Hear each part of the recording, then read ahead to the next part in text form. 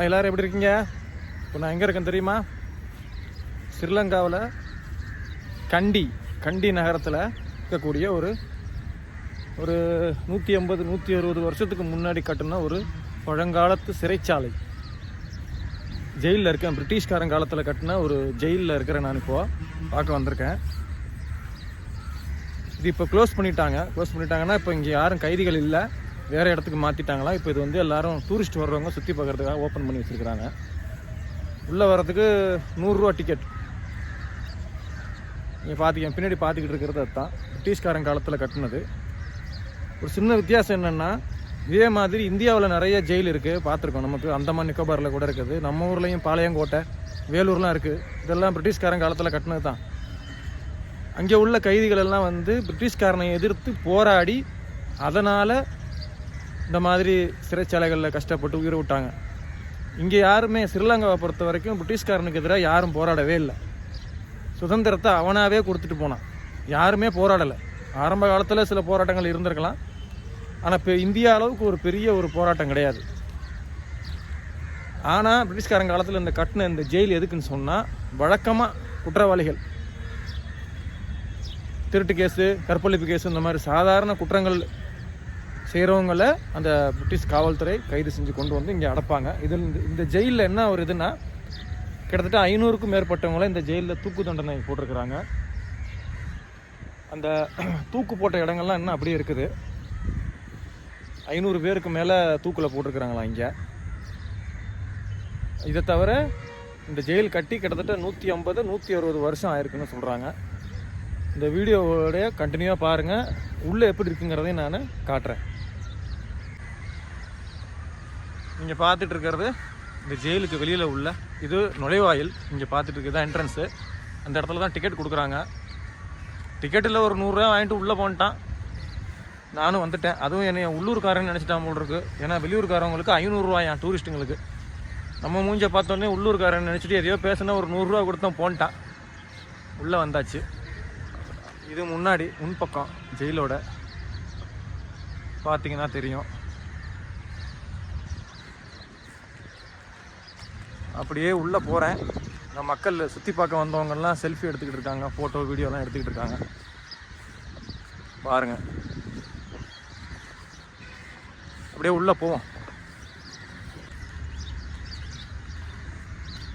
எல்லா ஜெயிலும் இருக்கிற மாதிரி வழக்கமான ஒரு பெல்லு. மணி அடித்தா சோறு போடுறாங்க. யார்? இதுதான் இந்த பெல். இந்த வளையம் மட்டும்தான் இருக்குது. கம்பியை வச்சா மரம்லாம் அடிப்பான இந்த கம்பி எடுத்துட்டாங்க. இந்த வளையம் மட்டும் இருக்குது. இது ரயிலுடைய வீல், ட்ரெயினுடைய வீல் தான் இது. இரும்பு கேட்டு பார்த்தீங்கன்னா தெரியும். நல்லா பாருங்கள். ஃபாரினர்ஸுக்கு 500 ரூபா, லோக்கலுக்கு 100 ரூபா, ஸ்கூல் சில்ட்ரனுக்கு ஃப்ரீயா. நம்ம மூஞ்சை பார்த்துட்டு விட்டுட்டோம் 100 ரூபா வாங்கிக்கிட்டு. மக்கள் சுற்றி பார்த்துக்கிட்டு இருக்காங்க. சாயந்தரம் 5 மணி வரைக்கும் ஓப்பன்னு சொன்னாங்க. இங்கே உள்ள சிறைச்சாலைகளை பாருங்கள். அந்த காலத்து பூட்டு இதுதான். இது உங்களுக்கு தெரியுதான்னு தெரியல, இருட்டாக இருக்குது. நேர செல் பார்ப்போம். மொத்தம் வந்து 3 ஃப்ளோர் இருக்குது. இது கிரவுண்ட் ஃப்ளோர். நீங்கள் பார்க்குறது கிரவுண்ட் ஃப்ளோரு. இது முதல் தளம், அது 2வது தளம். மேலே ஓடு தான் கூரை. எல்லாம் பழங்காலத்து கட்டடம். 160 வருஷத்துக்கு முன்னாடி கட்டினது. அந்த காலத்தில் எப்படி கட்டியிருப்பாங்கன்னு தெரியும். வெறும் சுண்ணாம்பு, மணல், கடுக்கா இதை வச்சு தான் கட்டியிருப்பாங்க. கட்டடங்கள் இதெல்லாம் ஒன்று ஒரு செல்லு பாருங்கள். இது கொஞ்சம் குறும்பு பண்ணாங்கன்னா இது உள்ளே விட்டு ஊமை குத்துறது. இந்த பாத்ரூமில் வழிக்கிற ரசீனு நம்ம ஊரில் இருக்கு இல்லையா, அதெல்லாம் இங்கே இந்த மாதிரி அதுக்கு உள்ள தனியான ஒரு ஸ்பெஷல் செல். இது ரூமுக்கு பேரே பனிஷ்மெண்ட் செல். வெளியில் தப்பு பண்ணிட்டு தான் பனிஷ்மெண்ட்டுக்கு உள்ளே வந்து இங்கே வந்து அடங்காமல் இருக்கிறவங்களுக்கு இந்த ரூமில் விட்டு வெளுத்து எடுக்கிறது. அதே மாதிரி இந்த பக்கமும் ஒரு பனிஷ்மெண்ட் செல் இருக்குது. பார்த்தீங்கன்னா தெரியும். இதில் இந்த தண்ணி ஓடுறதுக்கு காவா மாதிரி வச்சுருக்கிறது எதுக்குன்னா, இந்த தொட்டியில் தண்ணி ஊற்றிடுவாங்க. கைதிகள்லாம் வந்து இறங்கி வந்து இங்கே குளிக்கணும். இந்த குளிக்கிற தண்ணி ஓடுறதுக்காக வெளியில் ஓடுறதுக்கு தான் இந்த காவா. பாருங்கள், இது எதுக்குன்னு தெரியல. ஒரு வேளை உட்காந்து ஆயில் மசாஜ் பண்ணுவாங்களா என்னமோ. இந்த சிறையில் இருந்த யாருமே சுதந்திர போராட்ட தியாகி இல்லை. சில அரசியல் கைதிகள் இருந்திருக்கலாம் ஒருவேளை, ஆனால் எல்லாருமே குற்றவாளிகள் தான். ஏதோ ஒரு தப்பு பண்ணிட்டு வந்த குற்றவாளிகள். அதில் 500 பேருக்கு மேலே மரண தண்டனை கொடுத்துருக்காங்கன்னா அப்போ மரண தண்டனை கொடுக்குற அளவுக்கு குற்றம் செஞ்சுருக்கிறான். ஏதோ ஒன்று பண்ணியிருக்கான், அதனால தான் மரண தண்டனை கொடுத்துருக்குறாங்க இல்லையா? இதுதான் வந்து அந்த மரண தண்டனை கொடுக்கக்கூடிய இடம். இப்போ எல்லாம் வந்து சேதார முயற்சி உடச்சி எடுத்துட்டாங்க. இதோட பழைய வீடியோ இருக்கும், நான் இதோட சேர்த்து போடுறேன், அதையும் பாருங்கள். அந்த கதவு வெளிப்பக்கம் போகிற கதவு, கைதியை இந்த வழியாக உள்ளேருந்து கொண்டு வந்து இந்த இடத்துல ஒரு பலகை இருக்கும், இங்கே நிற்க வச்சு கழுத்தில் சுருக்கம் மாட்டிடுவாங்க. இந்த இடத்துல தனியாக இதுக்குன்னே ஒரு செட்டப் இருந்தது, இப்போ இல்லை, கழட்டிட்டாங்க. ஸோ சுருக்கு போட்ட உடனே உடம்பு இங்கே தொங்கும், இந்த பள்ளத்தில் விழுந்துடும். உழுவாது, தொங்கும். தொங்கி உயிர் போனதுக்கப்புறமா பாடியை கலட்டி இப்படியால் வெளியே கொண்டு போயிடுவாங்க. இது வந்து ஒரு பாதை எதுக்குன்னா, அந்த டாக்டருங்க வந்து இங்கே நிற்பாங்க, உயிர் இருக்கா போச்சுன்னு பார்க்குறதுக்கு. அவங்களுக்கு ஒரு தனி பாதை. இதுதான் அந்த 500க்கும் மேற்பட்ட உயிர்கள் போன அந்த இடம். அப்பாவிகள் இல்லை, குற்றவாளிகள் தான். இது ஸோ 3 தளங்கள் சொன்னேன் இல்லையா, 3 ஃப்ளோர் இருக்குன்னு. எந்த ஃப்ளோருமே மேலே ரூஃப் வந்து கான்க்ரீட் கிடையாது, பலகை தான். 3 ஃப்ளோருமே அப்படி தான் அடிச்சிருக்கிறாங்க. கீழே நீங்கள் பார்க்குறது ground floor, first floor, second floor. இங்கே பாருங்கள், இப்படி தான் இருக்குது. பாருங்கள், பலகை தான் அடிச்சிருக்கிறாங்க, அந்த செட்டிநாடு ஸ்டைலில், அந்த காலத்து ஸ்டைலில். இதெல்லாம் பார்த்தீங்கன்னா உங்களுக்கு பர்மா தேக்காக இருக்கும். 160 வருஷம் ஆச்சு, இன்னமும் பாருங்கள் டேமேஜ் ஆகிருக்கு. இருந்தாலும் இவ்வளோ நாள் இருக்கிறதே பெரிய விஷயம். பார்த்தீங்கன்னா தெரியும். 14ஆம் நம்பர் சிறை பாருங்கள். இரும்பு தப்பிச்சு போக முடியாத அளவுக்கு இந்த ஜெயிலை பொறுத்த வரைக்கும் இதுக்குள்ளே வந்து மாட்டினா தப்பிக்கவே முடியாத அளவுக்கு ரொம்ப வலுவாக இருக்கும் பாதுகாப்பு அப்படிங்கிறாங்க. இதில் கொஞ்சம் விட்டு வந்து திறக்க முடியாது. எல்லாம் பிரிட்டிஷ்காரன் 160 வருஷத்துக்கு முன்னாடி போட்ட பூட்டு பாருங்கள். அப்போவே ஸ்ப்ரிங் டென்ஷனோட கொடுத்துருக்கான் பாருங்கள். ஸ்ப்ரிங் பாருங்கள், கொஞ்சம் வெளிச்சத்தில் காட்டுறேன். இது 15ஆம் நம்பர் சிறை செல். அறை எண் 15, 17, 18 இப்படின்னு இருக்குது. பார்த்தீங்கன்னா தெரியும். இந்த பக்கமும் இருக்குது, லெஃப்ட் ரைட் 2 பக்கமும் இருக்குது. இந்த பக்கமும் இருக்குது. அதே மாதிரி இது என்ட்ரன்ஸு, இந்த பக்கமும் இருக்குது. அந்த இடத்துக்கு போகம்பரை அப்படிங்கிற இடம். இந்த இடத்துக்கு பேர் போகம்பரை சிறைச்சாலைன்னு சொல்கிறாங்க. இது வந்து மரத்தாலான ஒரு கபோர்டு இருக்குது. இது பார்த்திங்கன்னா மேலே ஏறுறதுக்கான படிக்கட்டு. பார்த்திங்கன்னா தெரியும். இது பார்த்திங்கன்னா தெரியும், தான் சுண்ணாம்பு காரை, செங்கல். இது வந்து சுண்ணாம்பு பூச்சி பாருங்கள், தெரியுதா? சுண்ணாம்பு, மணல், கடுக்கா, கருப்பட்டி இது வச்சு கட்டுறது தான் அந்த காலத்து கட்டிடங்க. இது பாருங்கள், முதல் மாடிக்கு மேலே போகிற படி, ரொம்ப குறுகலான மரப்படி, மரத்தை வச்சுருக்கிறாங்க.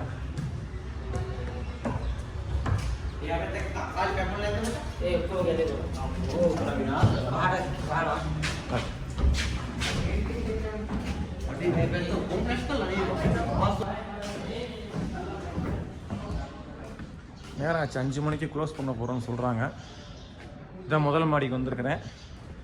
இதில் 2வது மாடியை க்ளோஸ் பண்ணி வச்சுருக்கிறாங்க, அந்த பலகை படியை. இது பாருங்கள், முதல் மாடியிலேருந்து இந்த வியூ பாருங்கள். எல்லாம் 20-30 ரூம்கள் இருக்குது இதில். அதில் ஒரு ரூம், இந்த பக்கம் ஒரு 20-30, அது மாதிரி 20-30ன்னு எத்தனையோ செல்கள் இருக்குதுன்னு நினைக்கிறேன். நான் கீழே வந்து போடுறேன் எத்தனை ரூம் இருக்குன்னு பார்த்து செக் பண்ணி. ஸோ இது முதல் மாடி. பலகை தான், தரையை பார்த்தீங்கன்னா உங்களுக்கு தெரியும், பலகை தான் பாருங்கள். இந்த பக்கமும் இங்கேருந்து ஒரு பால்கனி மாதிரி இருக்குது என்ட்ரன்ஸ் பார்க்குறதுக்கு. இதான் என்ட்ரன்ஸ், நம்ம உள்ளே வந்த என்ட்ரன்ஸு. இது வந்து ஒரு பால்கனி. இதெல்லாம் அதிகாரிகள் மட்டும்தான் நின்று இதெல்லாம் பார்க்க முடியும். கைதிகள் இதோ E07 பார்த்துங்க, அந்த காலத்து பூட்டு. சரி, பூட்ட போகிறேன், வெளியில் போங்கன்னு சொல்லிட்டாங்க. நம்மளாம் கிளம்புவோம். வேறு ஒன்றும் ஸ்பெஷல் கிடையாது. இதுதான் சுற்றி சுற்றி வந்தால் திரும்ப திரும்ப இதே தான் பார்க்க போகிறோம். ஒரே மாதிரி கட்டட வடிவமைப்பு. இதை வேணால் பாருங்கள், கட்டுமானத்தை பாருங்கள். செங்கல் தான், முழுக்க முழுக்க செங்கல் தான். இந்த காலத்து 160 வருஷத்துக்கு முன்னாடி செஞ்ச செங்கலை பாருங்கள் எப்படி இருக்குன்ட்டு. ஸோ இதெல்லாம், இந்த இரும்பெல்லாம்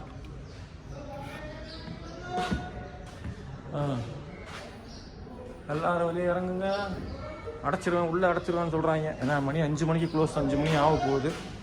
இதோ இந்த காலத்து கூட்டை பார்த்துக்குங்க. சரி, அடுத்தது 2வது தளத்துக்கு போக முடியாது, ஏன்னா பூட்டி வச்சுருக்கிறாங்க. அங்கெல்லாம் பலகையெல்லாம் உடஞ்சிருக்குன்னு சொல்லி பூட்டி வச்சுருக்கிறாங்க, பார்த்தீங்கன்னா தெரியும். அதனால் நாம் பார்த்த வரைக்கும் போதும்னு கீழே இறங்குவோம். படி ரொம்ப கவனமாக இறங்கணும். ஓகே,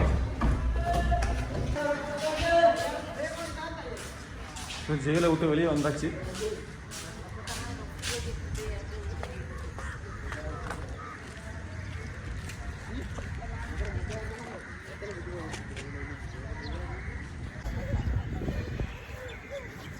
அவ்வளோதான், பார்த்தாச்சு. 160 ஆண்டு கால பழமையான ஆங்கிலேயர் காலத்து சிறைச்சாலை. கடுமையான குற்றங்கள் செஞ்சவங்களெல்லாம் உள்ளே விட்டு உரிச்சிருக்காங்க. ஒரு 500க்கும் மேற்பட்டவங்கள தூக்கில் தொங்க விட்டுருக்குறாங்க. ஸோ அந்த தூக்கு மேடை இந்த இங்கே தான் இருக்குது. நான் காட்டுறேன் பாருங்கள். அந்த மூலையில் தான் இருக்குது. செத்ததுக்கப்புறம் இந்த வெளியே கொண்டு வந்துடுவாங்க. பார்த்தீங்கன்னா தெரியும். இந்த கண்டி மாநகரத்தில் ஒரு ஸ்பெஷல் என்னென்னா, கண்டியில் நீங்கள் எங்கே நின்று பார்த்தாலும் இந்த உயரமான புத்தர் சிலை தெரியும். இங்கே பாருங்கள், தெரியுதா? காட்டுற இடத்துல நான் ஜூம் பண்ணி காட்டுறேன் பாருங்கள். அப்புறமா கண்டியில் நீங்கள் எங்கே இருந்து பார்த்தாலும் இந்த புத்தர் சிலை தெரியும். அந்த மாதிரி இந்த நகரத்தை வடிவமைச்சிருக்கிறாங்க. ஸோ வேலை முடிஞ்சிருச்சு, பார்த்தாச்சு, வெளியில் போகலாம். நான் வெளியே போகிற என்ட்ரன்ஸ். ஓகே, பாய்.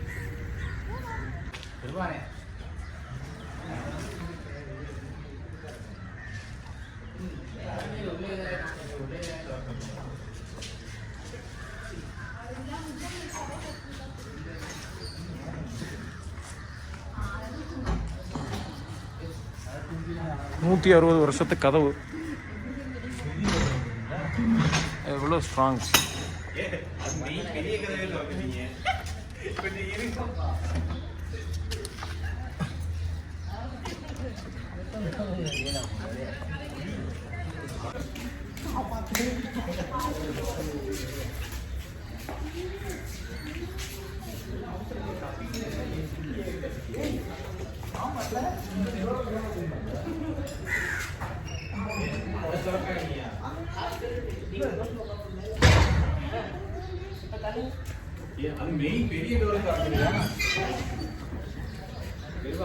எல்லாரையும் உள்ள வச்சு அடைச்சிட்டாங்க. அதெல்லாம் திறக்க முடியாம எல்லாம் மாட்டிக்கிட்டோம். எல்லாரும் ஜெயிலில் அடைச்ச மாதிரி ஆயிடுச்சு. இப்போ 5 மணி ஆச்சு. எல்லாரும் வெளியே அனுப்பிட்டு தான் திறப்பாரு. அது வரைக்கும் எல்லாரும் இங்கே லாக் ஆகிட்டோம். பாருங்க, 150 வருஷத்துக்கு கதவு.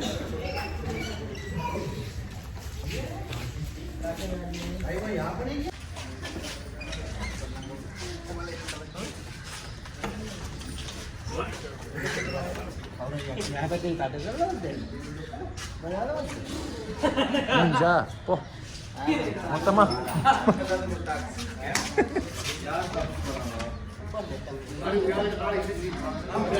எவ்வளோ பேரும் மாட்டிக்கிட்டோம் உள்ள.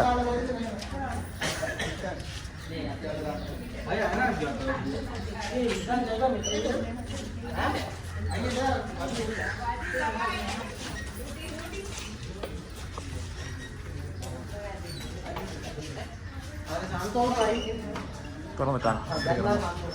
கைதிகள் எல்லாம் வெளியே போறாங்க. எல்லா கைதிகளும் வெளியில போறாங்க.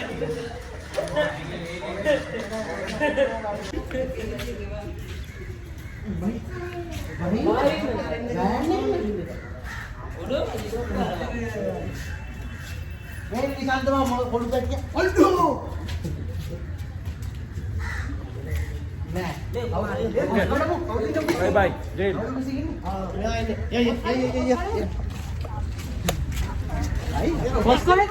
ஜெயில விட்டு வெளியே வந்தாச்சு. இதான் இருங்க, ஃப்ரண்ட் போர்ஷனை காட்டுறேன். இந்த நுழைவாயில பாருங்க எப்படி இருக்குன்ட்டு. பூகம்பர சிறைச்சாலை பார்த்தீங்களா? ஒரு வெளிப்புறத்தை பாருங்க.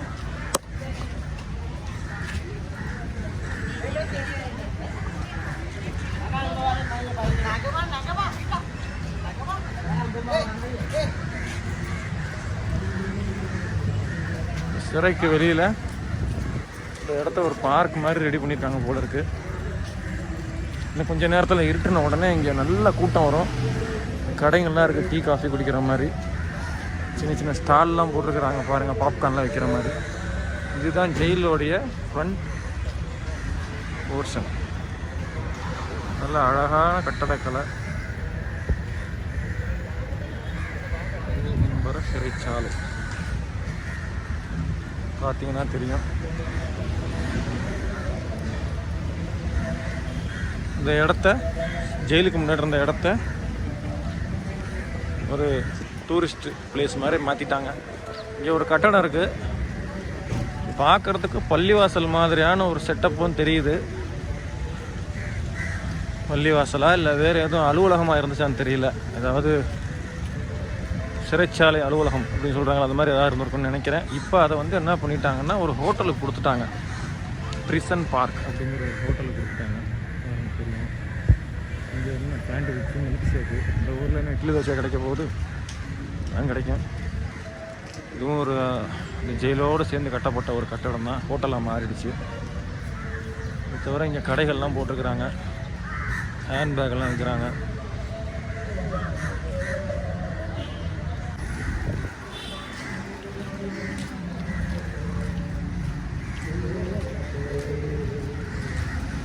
இந்த ஜெயிலுக்கு முன்பக்கத்தில் ஒரு மெயின் ரோடு இருக்குது. புறாவுக்கு பதிலாக காக்கா தான் உட்காந்துருக்கீங்க. ஒரு மெயின் ஏரியா தான். தூரத்தில் ஒரு கோயில் தெரியுது. வந்துட்டார் நம்ம சகலை.